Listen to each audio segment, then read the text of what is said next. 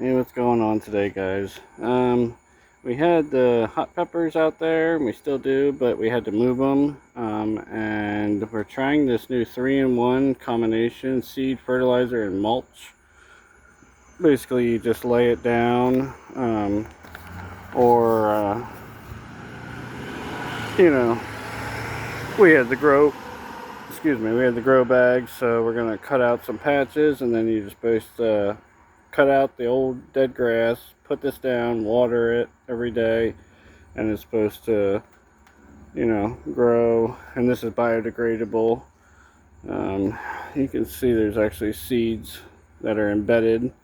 So sun and shade, tall fescue, perennial ryegrass, Kentucky bluegrass, and creeping red fescue.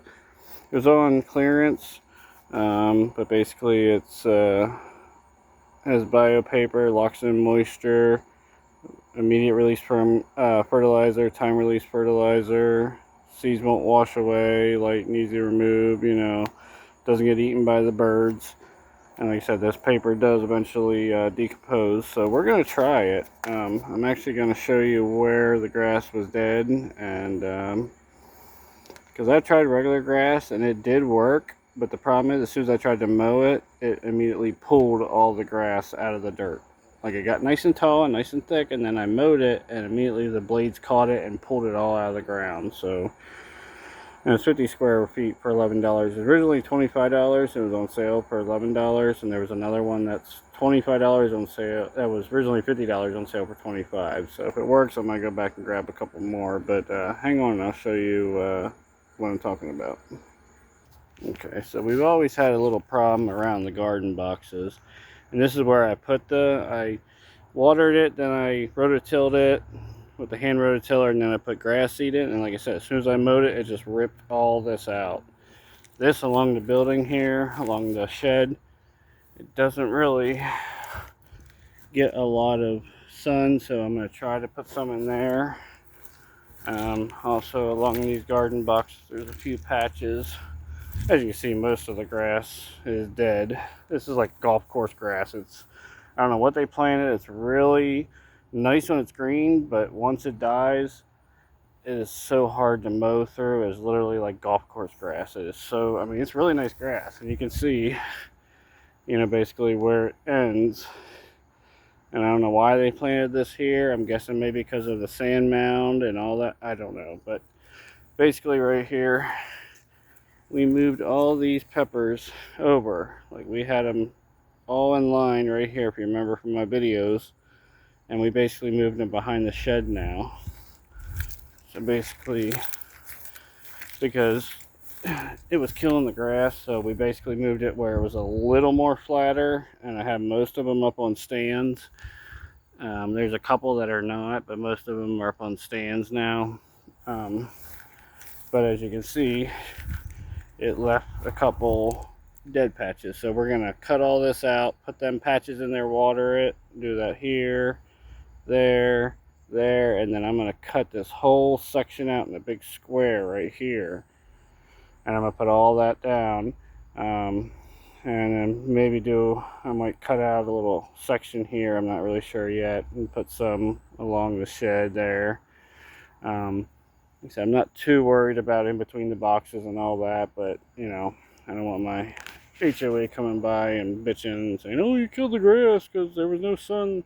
Even though you can see, I mean, this still has some green to it, but if you look at my neighbor's yard right over there, it's all dead, and it probably would grow back, but I'm going to try planting this and see how it does, so I'll let you know. But some of this might not grow back, and I'm running out of time because when cold temperatures come next month, if I don't get this done come spring, I'm going to have a bunch of circles and dead grass, and then I got to deal with the HOA. So, but no, I just wanted to show you that area, and I'd move these two, but they are leaning over so far that they cannot be moved.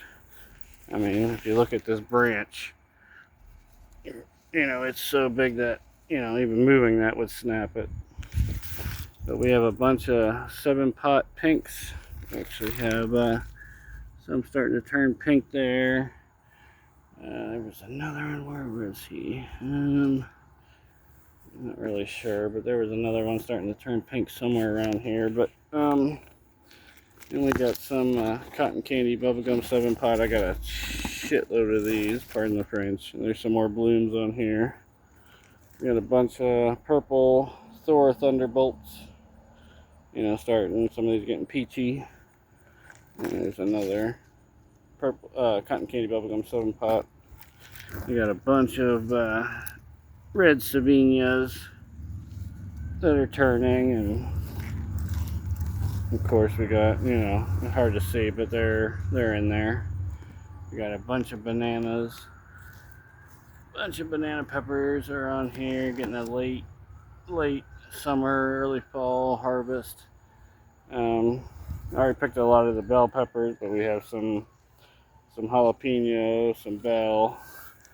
We got a bunch of more of these gator jigsaws. Not getting nearly as much. I've already picked a lot of them off, and I'm already starting the drying process, but you know, it's kind of hard to see green on green, but I mean there's still some in there, so they're doing good.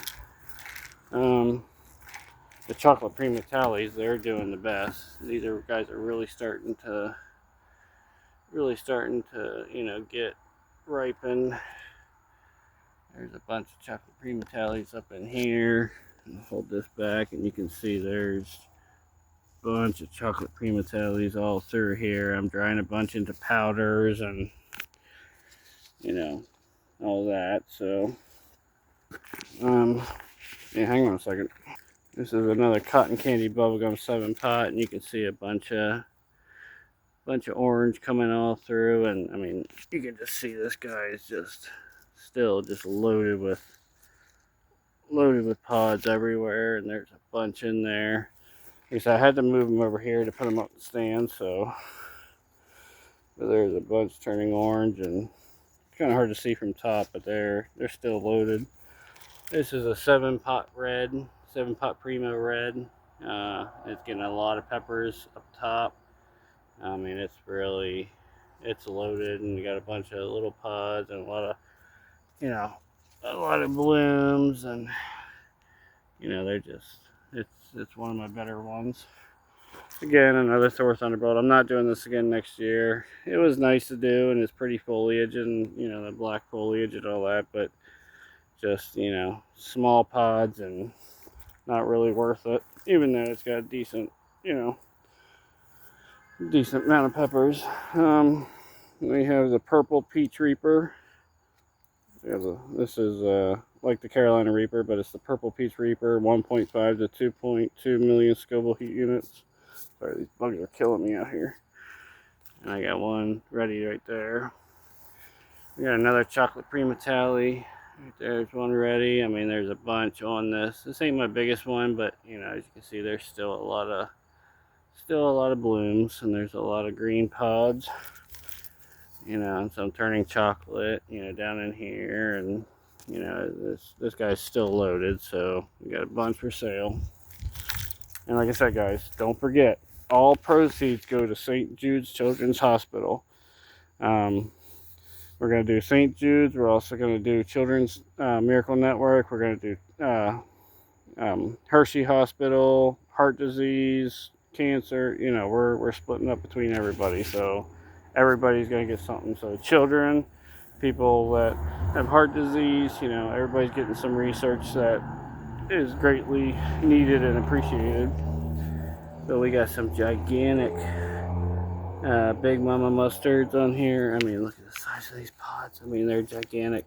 They're huge. And I mean, you can just see how many there are. It's loaded down. I have it actually leaning against this pole, because if I don't, this thing would snap. This is my Dunnikin. It's a Pakistani pepper, which actually they use in their curries. So anytime that you hear about Pakistan and all their curries, their green and red curries, this is the most dominant pepper they use. It's called the Dunnikin pepper. And this guy is just loaded down. You can see all the pods. You can see all the blooms. And if I zoom in here, you can just see how many little peppers and big peppers, and there's some red ones starting to go there, and some in there. But this guy is just just loaded down with peppers. We also have the ghost pepper, which is getting some red pot, or orange turning to red, but you can see just how many there are. There's a bunch in there, bunch down in here, big and bumpy. It's just, this thing is loaded down with a bunch of pods. So I'm probably gonna get a couple hundred off of this. I mean, you can just look in there. All these pods are just, all these branches are just loaded. This is another chocolate Primatale, and that tiger bloom has caused this guy to just go into overdrive, and I'm just giving it everything it can handle. So most of these are small baby chocolate Primatales, but you can just see all these, and there's a bunch more blooms, and it goes way over there. I mean, it's trying to get up here high, and so this thing's probably 4, 5, 6 feet long. It goes way over here, and this thing is just loaded with blooms and chocolate Primatales, just as far as the eyes can see. This is the UFO pepper. You can eat them in either the purple stage, which is closer to 30,000 Scoville heat units, or you can get them more in their red stage, which is more like 45,000. So they go from purple to lava red to red. And I've already picked a lot, but I mean, there's still, you can still see this thing's just weighed down with a bunch of peppers. And this is either a lemon drop or a yellow habanero. Not really sure. It was a mystery pepper. It was supposed to be a Big Mama mustard, which was actually, it was supposed to be this pepper. Big bumpy yellow mama mustard. Unfortunately, I don't know if the seeds got mixed up from the seller or what, but it turned into this guy. But I've gotten over 500 peppers on this guy just so far, and you can just see how many more is on it. I mean, this guy is just loaded with peppers. This is one of the most prolific peppers I've ever had. It is just, they're small, but like I said, I've already gotten 500 peppers, and there's probably at least another 200, and look at all these blooms. It's still going. So by the end of the season here next month, I think I'm going to have probably between 800 to 1,000 peppers on this one plant alone, just in a 5-gallon pot. If I had this in a 10 or 15-gallon pot, I'm telling you guys, 1,500 to 2,000 is not unreasonable.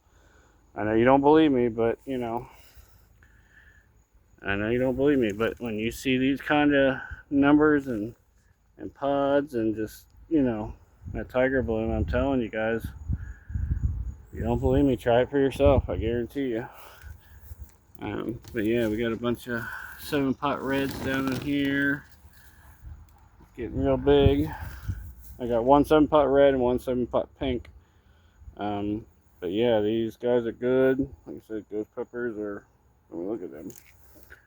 Look at all them ghost peppers. You give them the right fertilizer, you take care of them well, and this is what you'll have. Just a bunch. And like I said, the only reason I moved them here is because I need to take care of that grass, and I need them up on their stands, and all but except for these, them two and the Big Mama mustard, they're up on stands because this grass is doing better over here. But no, sorry this video's a little long, but I'm out here watering them, and ooh, there's a big old chocolate Primatale. I mean, look at that. That's beautiful. That's a beautiful specimen. And these guys are about 2.2 million.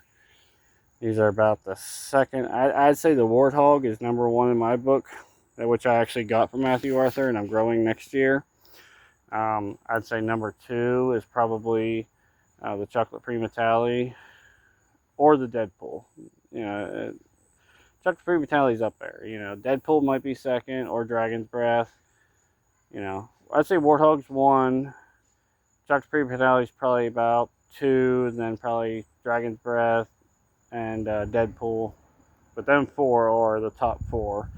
Don't believe all the hype of all that, you know, Pepper X and a mustard or a green pod is, you know, 2.6 million scope.